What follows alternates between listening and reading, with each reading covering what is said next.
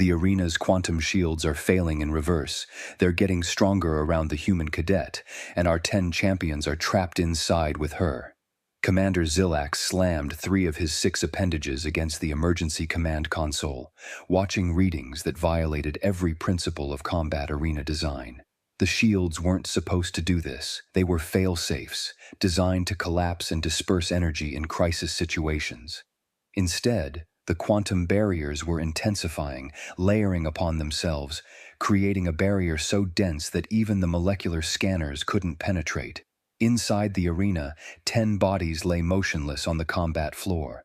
10 champions, 10 different species, 10 warriors who collectively represented 3,000 years of military excellence across the Galactic Academy's most prestigious program. And in the center of them all stood Charlotte Brown, human cadet, looking around with her hands on her hips like someone waiting for a delayed shuttle. "Can someone tell me if this is still part of the test?" Her voice crackled through the one audio channel still functioning. "Because I'm supposed to have orientation in 20 minutes, and I don't want to be late on my first day." "Medical teams report unable to penetrate the barrier, Commander," Vexia announced from her station, her crystalline fingers dancing across holographic displays that showed nothing but error messages. "Shield density, increasing by factors of 10 every 30 seconds. We've never recorded readings like this." Zillax's primary eyes focused on the human, while his secondary eyes tracked the diplomatic disaster unfolding on the auxiliary screens. The Council of Species had already convened an emergency session.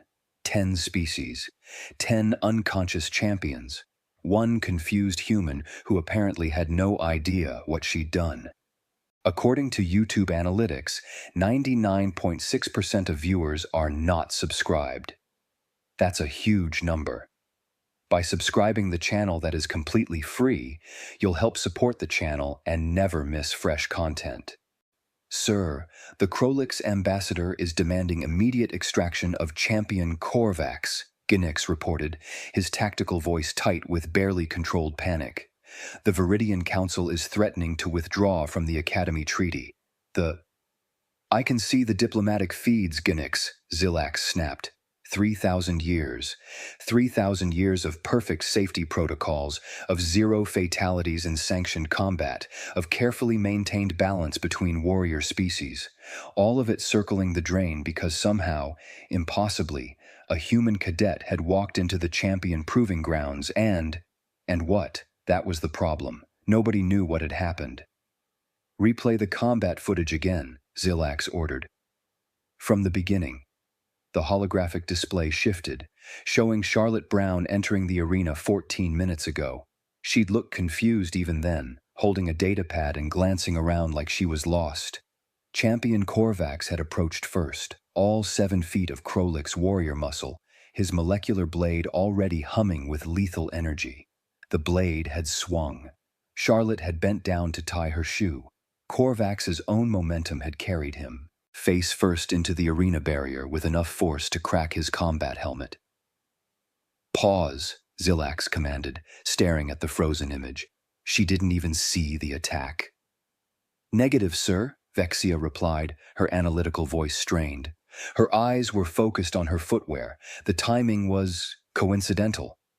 The next champion had attacked while Charlotte was standing up. She'd stretched, yawned, and somehow her elbow had connected with the pressure point in the Zithian warrior's neural cluster. Pure accident. The Zithian had dropped like a meteor. By the third champion, Charlotte had started asking questions. "Hey, is this supposed to be happening? Because I think I'm in the wrong room." Champion after champion had fallen. Each time Charlotte had been doing something completely unrelated to combat, adjusting her uniform, looking at her datapad, asking if anyone knew where the mechanical engineering building was located, and now she stood in the center of an impenetrable quantum barrier, surrounded by unconscious warriors, asking if she'd passed some kind of test. "The shields are responding to something she's doing," Zillax said, forcing his voice to remain steady. "Energy signature analysis?" "Impossible to determine, Commander. The human reads as baseline. No combat implants, no genetic modifications, no psionic signature. According to her file, she's a mechanic from Earth who applied to the engineering program. Then why, Zilax said slowly, is she in the champion proving grounds? Ginix pulled up another screen. Administrative error, sir. She was marked for Orientation Room C-17. This is Arena C-17. The system flagged her as a late entry combat applicant. Inside the arena, Charlotte had apparently given up on getting anyone's attention. She'd sat down cross-legged on the floor and pulled out her datapad, scrolling through something while 10 unconscious champions lay around her like fallen monuments. So, her voice came through the speakers again, casual and slightly annoyed. Did I pass, or? The recordings contradict physics, Vexia announced, her voice carrying an edge that Zilax had never heard from his chief combat analyst in 15 years of service. Not metaphorically. I mean, the mathematical models we use to predict combat outcomes are returning null values. She pulled up the footage frame by frame, each sequence more impossible than the last. Champion Terex of the Saurian Guard, a species whose reflexes operated at 40 times baseline humanoid speed, had launched a plasma volley that should have been unavoidable. Charlotte had tripped over her own feet at the exact microsecond necessary, the superheated energy passing through the space where her head had been. Look at this, Vexia zoomed in. She's not dodging, she's falling. The plasma blast misses because she's clumsy. Coincidence, Ginix offered weakly. Then explain this. The next clip showed Champion Relia executing the Void Serpent technique, a molecular blade strike that attacked from 7 angles simultaneously using quantum probability manipulation. Impossible to dodge because the attack existed in multiple states until the moment of impact. Charlotte had stretched, a full-body yawn that somehow placed her limbs in the exact configuration to thread through all 7 attack vectors. Rilia's blade had passed through empty air while Charlotte scratched her back. She yawned through a quantum strike, Vexia said flatly. And then, just watch. On screen, Charlotte noticed the unconscious champion. Oh God, are you okay? Did you pull something? She'd actually checked Rilia's pulse, completely oblivious to the fact that she'd just survived an attack that had a theoretical 0% survival rate. Here's my favorite part, Vexia continued, and Zilax wasn't sure if that was actual humor or a psychotic break in her voice. Champion Zoronix, 4th-level Graviton Master. The footage showed the massive champion creating a localized gravity well, a technique that had collapsed starship hulls. Charlotte had been in the middle of asking a question. Hey, does anyone want to take a break? I feel like maybe we could just... She'd stumbled forward as the gravity well activated, momentum carrying her directly into Zoronix's center of mass. The champion had tried to adjust, compensate, redirect the gravity field, and collapsed it on himself. 2 tons of warrior, crushed by his own technique while trying not to hurt the stumbling human. Charlotte's recorded voice. Dude, I literally wasn't even looking at you. Are you okay? Pull up her file again, Zilax ordered, his headstalks drooping with exhaustion. Ginix displayed the application. Charlotte Brown, age 23, Earth origin. Previous employment. Fixed cars and vending machines at something called a truck stop. No military experience. Applied to mechanical engineering program, 3rd tier priority acceptance. Why is she here? Zilax demanded. Administrative routing error, sir. When her application asked about hand-to-hand combat evaluation, she checked yes. Vexia pulled up the form. In the comments section, Charlotte had written, Sure, I'm good at shaking hands and meeting people. She thought. Zilax couldn't finish the sentence. The Academy AI interpreted her application profile as advanced psychological warfare, Ginix continued. Her stated comfort with high-pressure mechanical situations and dealing with difficult machines was flagged as combat-ready mindset. The system routed her to champion evaluation, believing she was a deep-cover combat specialist using elaborate misdirection. A commotion on the arena floor drew their attention. The quantum shields were finally dissipating, and medical teams were rushing in. Champions were regaining consciousness, and the sounds filtering through the audio feed were unexpected. "I will not speak of this," Champion Korvax was saying, his voice barely audible. "Seal the records. Classify everything." "She apologized," another champion muttered, while I was unconscious. "She apologized and asked if I needed ice." Charlotte's voice cut through the chaos. Laughs. "Look, I just didn't want anyone to get hurt, okay? I thought this was some kind of team-building exercise that got out of hand. You guys came at me, and I was trying to, politely avoid you without making it awkward." Zelax pulled up the galactic military database, running a search for simultaneous multi-champion defeats. The system processed for several seconds, then returned a single word. "Unprecedented." "Sir," Ginix said quietly, "the Council is demanding an explanation. They want to know what weapon the human used, what enhancements she has, what classified technology."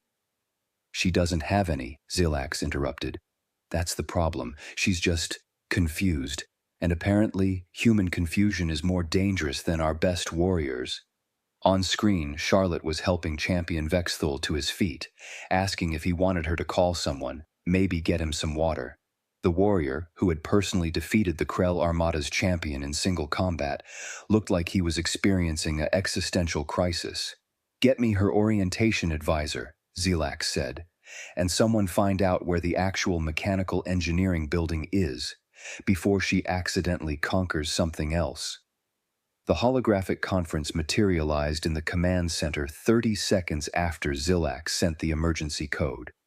5 faces appeared: Grand Admiral Dirax, Strategic Commander Sinara, and 3 senior military advisors, whose combined combat experience spanned 7 centuries. "Explain," Dirax said simply, his 4 eyes narrowing as the footage played. They watched in silence. Zelax saw the moment each officer's expression shifted from professional skepticism to genuine alarm. It happened when Charlotte accidentally parried a neural disruptor blast by adjusting her ponytail. "Classify this immediately," Sinara commanded. "Lock it under council-level encryption. If this footage reaches the general military population—" "Sir, I've analyzed her survival instinct response time," Vexia interrupted, projecting biomechanical data. "She's reacting to attacks she couldn't possibly perceive. The Saurian plasma volley moves faster than human optical processing. The Void Serpent technique exists in quantum superposition. She shouldn't be able to respond to these threats, but, the big guy was pretty obvious about his wind-up." Charlotte's voice came from behind them. Every officer in the command center spun around. Charlotte stood in the doorway, escorted by 2 very uncomfortable-looking guards. She was still holding her datapad, still had that expression of mild confusion that apparently preceded the collapse of military doctrine. "How did you—" Zelax started. "Your guards said you wanted to talk to me about the thing in the arena." Charlotte scratched her head. "Look, I'm really sorry about that. I think there was some kind of mix-up with my schedule." Grand Admiral Dirax leaned forward in his holographic projection, studying her like she was an unexploded ordnance. "Cadet Brown, you defeated 10 champions. Our analysis suggests you responded to attacks that should be physiologically impossible for humans to perceive. Explain your technique." Charlotte blinked. "Technique? I was just trying not to get hit. Is that weird?" "Walk me through your thought process," Vexia said, pulling up the first combat sequence. Champion Korvax approaches with a molecular blade. "What did you perceive?" "Oh, that guy. Yeah, he looked really intense, so I figured I should get out of his way.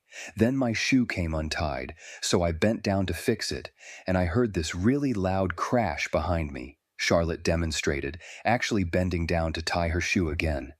"Just bad luck for him, I guess." "Bad luck," Ginix repeated slowly. "You're describing the defeat of the Krolix champion as bad luck." "Well, yeah. He ran into the wall pretty hard. Is he okay?" Sinara gestured to another sequence. "This one. The Graviton Master's attack. You walked directly into a gravity well that should have crushed you." Charlotte squinted at the footage. Okay, so that's when I asked if we could take a break, because honestly, this whole thing felt super aggressive and I was getting uncomfortable. Then I felt dizzy and stumbled forward and the big rocky guy sort of fell over. She shrugged. I tried to help him up, but he was really heavy. Demonstrate your defensive stance, Genix ordered, his tactical mind clearly trying to find some framework, some pattern to analyze. My what? Your combat position. Show us how you prepare to engage. Charlotte looked around the command center like she was checking if this was a prank. Okay? She stood normally, shifted her weight from foot to foot, then moved slightly to the left. I guess like this? Standing still felt boring, so I was just moving around. The room fell silent. Zilax watched as multiple officers ran calculations, trying to model what they'd just witnessed. That's it? Vexia asked. You move because you're bored? I mean, yeah, I get fidgety. Is that a problem? Your fidgeting, Sinara said slowly, exceeds our combat prediction algorithms. Charlotte laughed nervously. That seems like a problem with your algorithms, not with me fidgeting. Wait, Zilax held up a hand, a terrible realization forming. Cadet Brown, did you understand that the arena situation was combat? Life-threatening combat? Charlotte's expression shifted to genuine confusion. What? No, I thought it was like dodgeball or something. You know, team building, first day activities. Her eyes widened. Oh my God, was that supposed to be dangerous? Those weapons were real?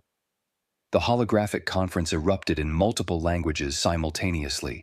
Genix was the first to find words. Our entire combat training doctrine is based on predictable attack patterns, rational responses to perceived threats. We train warriors to exploit split-second decisions, tactical reasoning, survival instinct. And she has none of those, Vexia finished. She moved unpredictably because she was confused and uncomfortable, not because she was employing strategy. Every champion's technique was optimized against rational opponents, engaging in intentional combat. From his holographic display, Korvax's voice joined the conference. The Krolix champion had apparently been cleared to listen. How do you fight someone who doesn't know they're in a fight? His tone carried something Zilax had never heard from a warrior of his caliber. Defeat that went beyond the physical. She apologized to me. She checked if I was hurt. You cannot defeat someone who treats your killing strike as a social awkwardness to be navigated. Charlotte was looking between all of them now, her confusion deepening. Okay, so I'm getting the sense that I really messed something up here. Should I go fill out an incident report or something? The silence in the command center stretched for 10 full seconds before Zilax spoke, his voice carrying the weight of a paradigm shattering in real time. She wasn't fighting at all. Every head turned toward him. Charlotte included, looking relieved that someone finally understood. Exactly, she said. I was just trying to not be rude while figuring out what was happening. Like, these people seemed really committed to whatever exercise this was, and I didn't want to mess up their thing, you know? But also I was pretty sure I was in the wrong place, so I was trying to politely extract myself from the situation without making it awkward. Vexia's crystalline fingers stopped moving across her console. Human social anxiety, she said slowly, overcame our entire military training doctrine. Oh God, is it obvious? Charlotte looked genuinely mortified. I've been working on that. My therapist says I need to be more assertive, but it's hard when everyone seems so intense about stuff. Genix pulled up the combat footage again, but this time Zilax saw it differently. Not a battle. A social minefield navigated by someone desperately trying not to offend anyone. Here, Genix pointed. Champion Korvax initiates his killing strike. Charlotte's response? On screen, Charlotte bent to tie her shoe, not as a combat tactic but because having an untied shoe in front of all these important-looking people felt embarrassing. The champion's blade missed because she was managing a wardrobe malfunction. When Champion Zoranix created the gravity well, Vexia continued, her voice containing something like awe, She stumbled into him because she was trying to ask if everyone wanted to take a break. She felt the situation was getting too aggressive and wanted to de-escalate. "You disarmed the Krolyk's blade master," Zilax said to Charlotte, by asking if he was okay. "Well, yeah, he hit that wall really hard. That had to hurt." Charlotte's genuine concern was written across her face. "Was I not supposed to check on him?" Grand Admiral Dirax, who had been silent throughout the revelation, finally spoke. Her confusion created an unpredictability matrix that our combat algorithms cannot model. Her politeness disarmed aggression at a psychological level we didn't know existed. Her helpfulness mid-combat broke opponent psychology because, he paused, because warriors train to defeat other warriors. "She's not a warrior." "I'm a mechanic," Charlotte offered. "I fix things, including, apparently, people who run into walls." Korvax's voice came through the comm again. "Commander, request permission to speak with Cadet Brown directly." Granted. The Krolyk's champion appeared in holographic form, and Charlotte immediately perked up. "Oh, hey, are you feeling okay? That looked like a really bad hit." "I have fought in 17 campaigns," Korvax said slowly. "I have defeated champions from 6 species. I have never been defeated by someone who then checked my pulse and offered to get me ice." He paused. It was humbling, more than any loss in honorable combat could be. One by one, the other champions joined the conference. Each shared similar sentiments, the bizarre experience of being defeated by someone who was simultaneously confused, apologetic, and genuinely concerned for their well-being. "I attempted the Void Serpent technique," Champion Rylea said. "She yawned through it, then asked if I'd pulled something. She offered to find me a medic. I have never felt so thoroughly defeated while also being cared for." Charlotte was turning red. "Okay, this is actually way more embarrassing than I thought. Can we maybe not talk about how awkward I was?" "Cadet Brown," Sinara interjected, "the Academy must implement new training protocols based on what we've learned here. We're calling it the human unpredictability variable. You've demonstrated that our warriors are vulnerable to opponents who operate outside traditional combat psychology." "That sounds really fancy for I got lost and panicked," Charlotte muttered. Zilax made a decision. "Cadet Brown, I'm formally apologizing on behalf of the Academy for the administrative error that placed you in a life-threatening situation." "Oh, it's totally fine. These things happen." Charlotte waved it off, then hesitated. "So does this mean I still need to take the actual placement test, or—" "You just defeated our placement test administrators," Zilax said. "I think we can safely place you in the mechanical engineering program." "Oh, thank God," Charlotte sagged with relief, "because I really just want to fix stuff, not whatever that was." "One question," Ganek said. "If you had known the combat was real and life-threatening, what would you have done differently?" Charlotte thought about it. Probably. Would have run away screaming? "I'm not great with confrontation." The military officers exchanged glances. Zilax suspected they were all thinking the same thing. Human fear responses might be even more dangerous than human confusion. "Let's get you to orientation," he said. "The actual orientation. Building C-17, engineering wing." "Finally," Charlotte brightened. "Do you guys need me to sign anything, or fill out forms, or—" "We'll handle the paperwork," Zilax said quickly, before she could accidentally revolutionize their administrative systems too. 3 weeks later, the Galactic Military Academy had transformed in ways that would have seemed impossible before Charlotte Brown walked into the wrong room. The new training module appeared in every combat curriculum across all species. Combat against non-combatants. Champion Korvax himself had designed it, though he refused to explain his methodology beyond. "I need to learn to fight someone who fights by not fighting." Warning systems had been installed throughout the Academy, bright yellow indicators marking human confusion zones, where normal tactical assumptions might not apply. Ginix had argued they were unnecessary. Vexia had pointed out that Charlotte had accidentally optimized 3 separate security protocols just by being confused about the layout and trying to find the bathroom. The human confusion zones stayed. Charlotte, despite her protests, had been placed in something the Academy was calling the Advanced Tactical Unpredictability Program, a program created specifically for her, which mostly meant she attended her regular engineering classes but occasionally guest lectured at the combat school. Her course, Accidental Combat Theory, had a waiting list of 200 warriors. Her lesson plan, submitted to Zilax for approval, read in its entirety, "I don't know, just don't think about it too hard." It was the highest-rated course in Academy history. Zilax found her in the cafeteria on a Thursday afternoon, elbow-deep in a food dispenser that had been marked out of order for 3 days. Maintenance had requisitioned parts.